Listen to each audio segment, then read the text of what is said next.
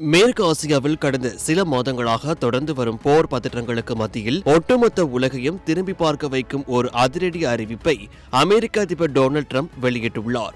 Iran உடனான ஒரு நிரந்தர அமைதி ஒப்பந்தம் என்பது தற்போது மிகவும் சாத்தியமான ஒன்று என்று தெரிவித்துள்ள ட்ரம்ப், கடந்த 44 மணி நேரமாக இரு நாடுகளுக்கும் இடையே மிக முக்கியமான மற்றும் ஆக்கப்பூர்வமான பேச்சுவார்த்தைகள் நடைபெற்றுள்ளதாக குறிப்பிட்டுள்ளார். வெள்ளை மாளிகையில் செய்தியாளர்களை சந்தித்த அவர், ஈரான் இந்த ஒப்பந்தத்தை அடைவதற்கு மிகவும் ஆவலாக இருப்பதாகவும், ஆனால் அமெரிக்காவின் நிபந்தனைகள் மிகவும் கடுமையாக இருக்கும் என்றும் எச்சரித்துள்ளார்.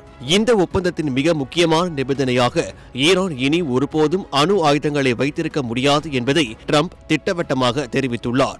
ஈரானின் அணு ஆயுத கனவுக்கு முற்றுப்புள்ளி வைத்தால் மட்டுமே அமைதி பேச்சுவார்த்தை தொடரும் என்பதில் வாஷிங்டன் உறுதியாக உள்ளது. ஈரானின் ராணுவ பலம் கடந்த சில நாட்களில் கணிசமாக குறைந்துள்ளதை சுட்டிக்காட்டிய ட்ரம்ப், அந்நாட்டின் கடற்படையில் இருந்த 159 போர் கப்பல்களும் தற்போது கடலின் அடியில் சிதைந்து கிடப்பதாகவும், அவர்களின் விமானப்படை, ராடார் அமைப்புகள் மற்றும் ஏவுகணைகள் பெரும்பாலும் அழிக்கப்பட்டு விட்டதாகவும் பகீர் தகவலை வெளியிட்டுள்ளார். அவர்களின் தலைவர்கள் அனைவரும் மறைந்து விட்டனர்.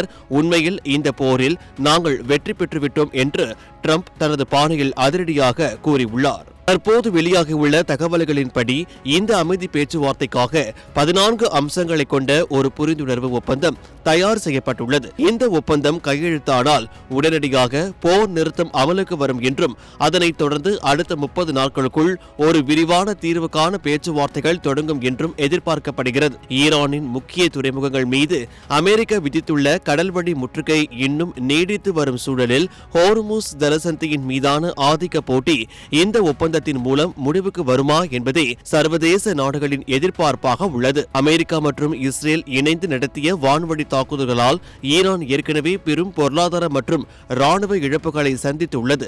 இந்த நிலையில் ட்ரம்ப் குறிப்பிட்டுள்ள இந்த 44 மணி நேர பேச்சுவார்த்தை என்பது ஒரு மிகப்பெரிய அரசியல் நகர்வாக பார்க்கப்படுகிறது. ஒருபுறம் ஈரானால் இனி எங்களை எதிர்க்க முடியாது என்ற கடுமையான தோணியில் பேசினாலும், மறுபுறம் ராஜதந்திர ரீதியாக இந்த பிரச்சினைக்கு முற்றுப்புள்ளி வைக்க அமெரிக்கா விரும்புவதையே ட்ரம்பின் இந்த பேச்சு காட்டுகிறது என்றும், விரைவில் இந்த 14 அம்ச ஒப்பந்தம் குறித்த அதிகாரப்பூர்வ அறிவிப்புகள் வெளியாகும் என எதிர்பார்க்கப்படும் நிலையில் மேற்கு ஆசியாவில் அமைதி திரும்புமா என்பதை பொறுத்திருந்துதான் பார்க்க வேண்டும்.